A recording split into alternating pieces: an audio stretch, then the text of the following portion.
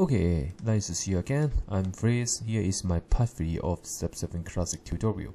In this tutorial, I'll introduce some basic instruction in Step7 Classic and show you how to program it in your Step7 editor. So if you follow my tutorial before that, you know how to upload or download the project, how to create the conversions, and this is a conversion in last time, I think it's tutorial part 2. That you will see I have a CPU 315 DP and a network module and also a in-out simulation module. I don't know what, but I click it. Yeah, okay, it open it. You see open the IO modules and the network modules and my main CPU. Okay, so we can start the program it now. So actually all the program in step 7, the program you call from OB1 in the beginning. So actually in the future maybe you add some function block or functions and any other stuff that inside your project. Actually you may need to call it in the OB1. So just click the OB1. So in default it is empty, nothing here. You just see I configured in a ladder logic program, and basically in Siemens they support 5 types of IEC 66131 language, but also Step7 Classic. This 5 type is ladder, FBD, IL, SCL, and SFC. But in Step7 Classic, you need to buy a license and in the installation install some optional package for using the SD language, and they'll call this SCL in Step 7, but also the S7 graph, so say SFC. So in this tutorial series, I actually will show you how to program Step7 Classic in ladder or in instruction list IL. Here is the ladder default display. Here you can change it to any view that you want. Then you now see the view will be changed. So I just show you what the difference between these 3 types of language. Just go to click the network, and here to insert a coil, and then let me open coil and open contact, and then to insert address I0.0 because it's what we config in the hardware configurations, and then add a coil in here. So coil is Q 0.0. In Siemens, I is mean output and Q is mean output. I is input and Q is mean output. So let's just save it. When you save it, the editor will automatically compile your program. So and then we can try to change the view between ladder and FBD and SNIL. When you see that's nothing, very good, right? You can change 100% properly, no problem. So but sometimes you may have this case of situations that, for example, I change this old program to STL, and I just copy it, paste. So in here, STL is still showing in STL language, no problem. But while I change the view to FBD or ladder, you see there's nothing changed, because although this program here is 100% can display in STL language, but there is some rules or inside steps cannot represent it in ladder or FBD again. So that is some situation you will face when you open the other people's project. It may be just over here and just copy 2 lines and program here. Then you will see some situation like this is some network inside the program. Some network is STL, but some network is showing in ladder. For the Step7 Classic, the STL language is very powerful. They can make the area pointer. They can do so many crazy things. Just depends on you. But for me, I will not use too much for IO because it's not easy to debug. And I think the commissioning engineer will kill you. Yeah. Okay, that's for joke. Okay, just delete all this network and plus Ctrl R to add a new network here. So our first network is as I showed before, to add a NO contact and then to insert a NC coil. And the IO is I 0.0. Remember, I is mean input and Q is mean output. So after we compile the program, then we can download to your CPU. And then to click the glass mark to monitor. Now you see there's no, I think the I0.0 is not switching on, so it's the meanwhile Q0.0 is also in off. So I will try to turn on my first switch. Then you see it's turning on, off, off. Good. Done your first program. Okay, and I'll just add on the network, Control R.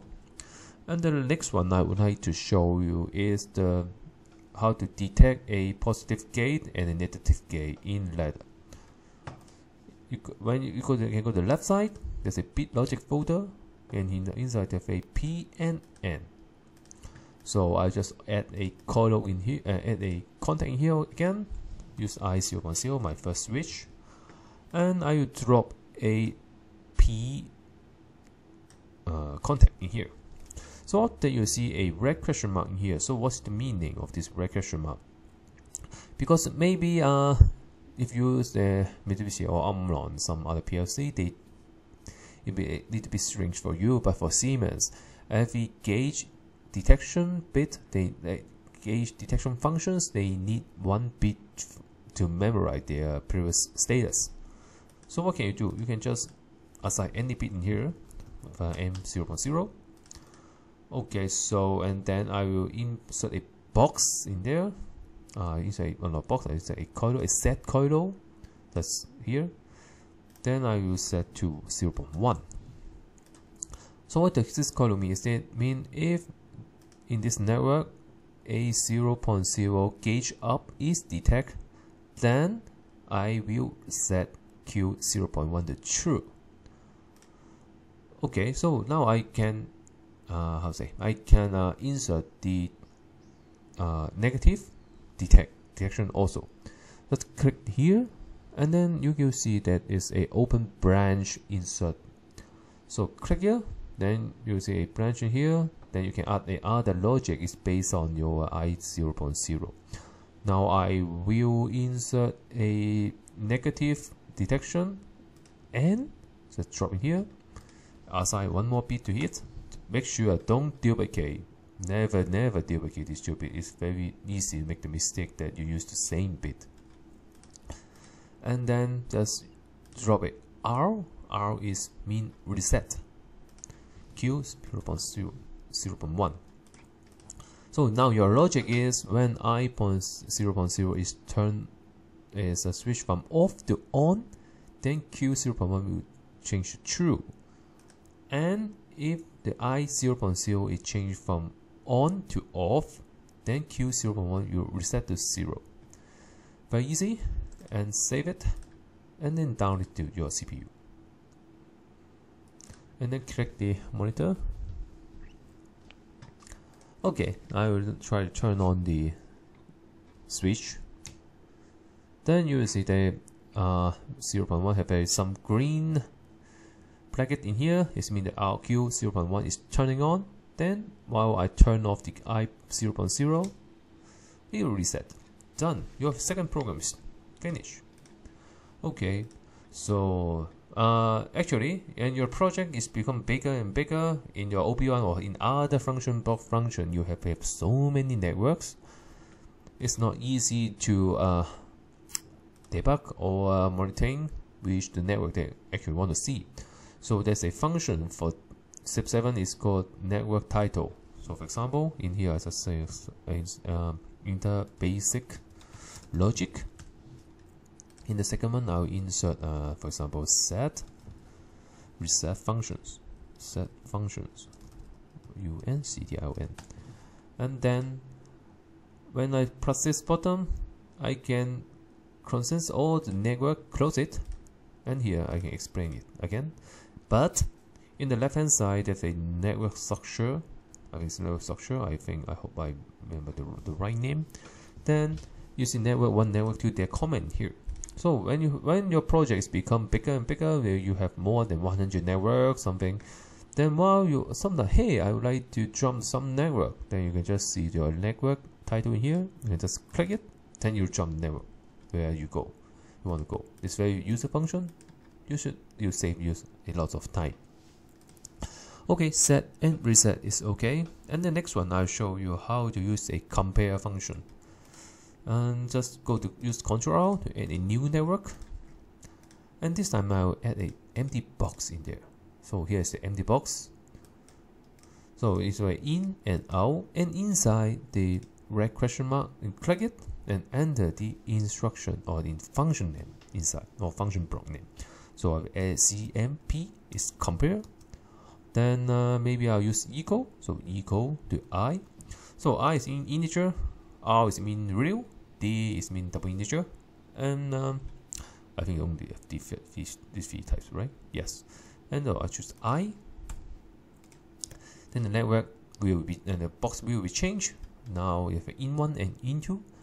So it means the signal, the result will be true, while in1 is exactly equal to in2. So what kind of value that I will input in there? I will input I be 0. And here, if 60 sharp 0F. And here maybe I'll use Q 0.2. Done. So maybe you ask, what is IB0? So Siemens have a very good concept. They can group the they can group the device in one other variables. For example, here is IB means bytes. So IB0, it means this variable is the value from 0.0 to 0.7, I0.0 to I0.7. For example, if you use IW0, then your value will be I0.0 to I1.7. If you use D, that means it's 32 bit, right? The data will be from I0.0 to 3.7. But I think it's easy to just download it and monitor the value, then you make it more clearly. It makes sense. Okay, download it and monitor it. Now you can see the value should be 0. So why? When I turn the first switch, you'll be able to 1, right? But when I turn the second switch,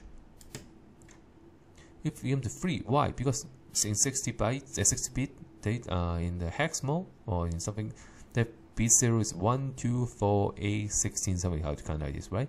So now the first bit and second bit, the 0 bit and the first bit is turned on, so it's 1 plus 2, it be 3.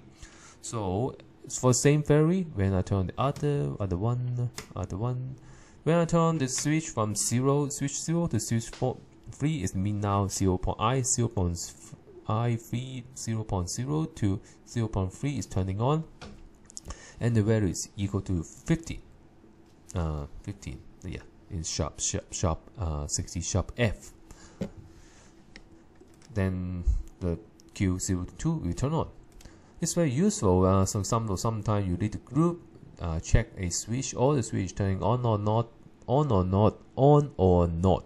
Then you can just use another signal, other logic to compare each contact is true or false. But you can also use IB0, IW0, and then to compare a group of signal and check their status.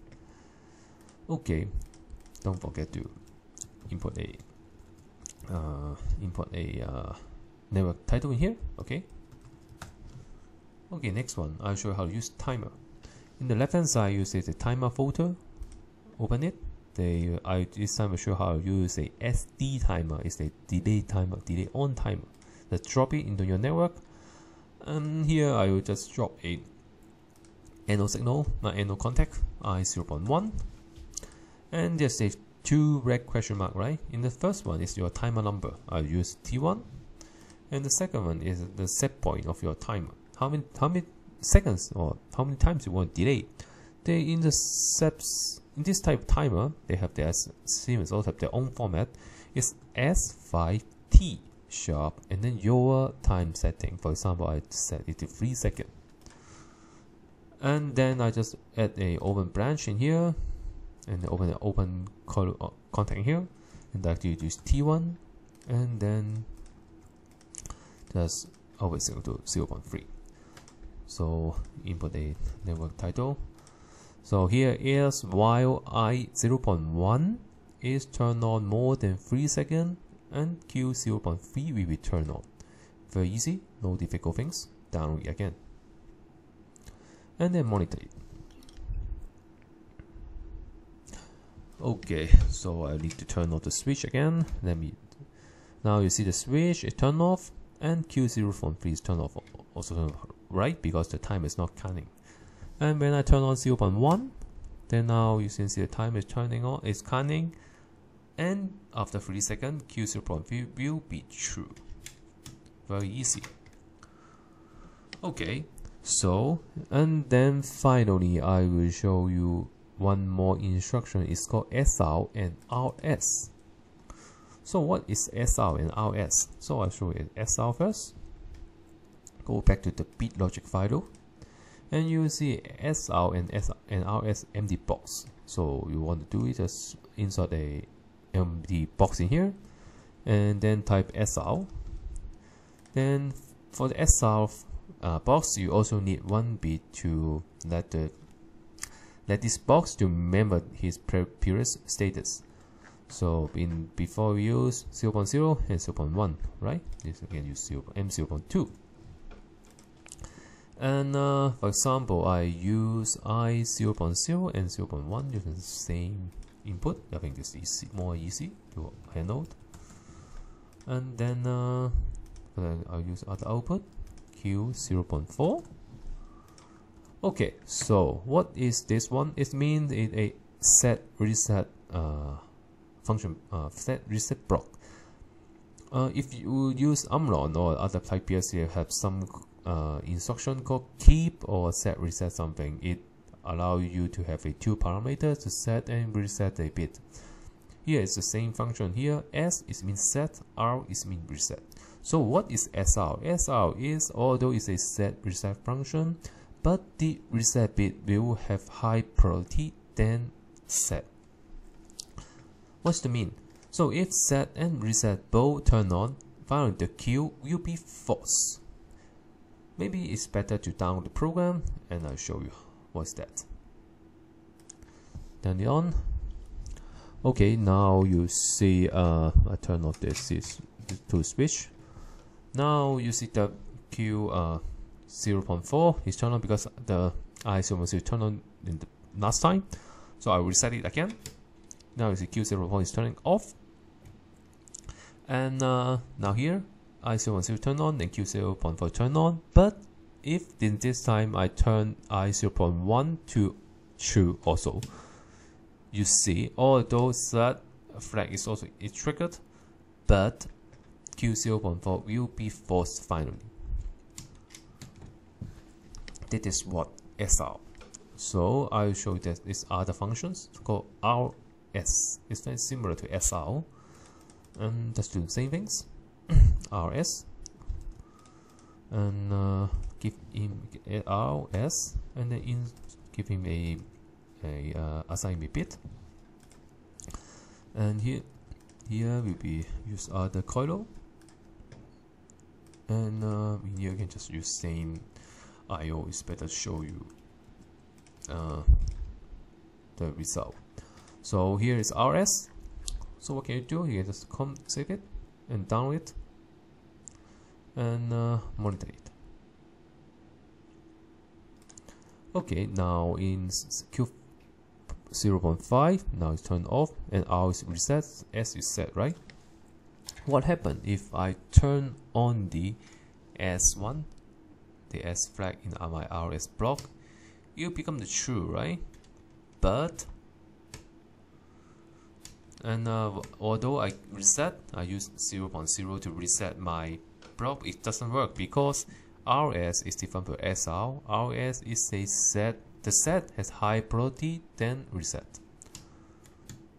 So you see now when I turn off both a bit, and I turn on the I0.0, then you see I0.5 is turned off. It's very easy, nothing difficult things, and I think this tutorial for you is enough. I show you how to make some basic instruction at least you use when in the programming. In the next time, maybe I'll show more instruction, or I'll show how to create some functions or function block in Step 7 Classic. Thanks for watching my video. If you like this, I hope you can give it a like and subscribe my channel, and also use my Patreon to give me a glass of beer. And thanks for watching my video. I hope you can see you next time. Bye bye.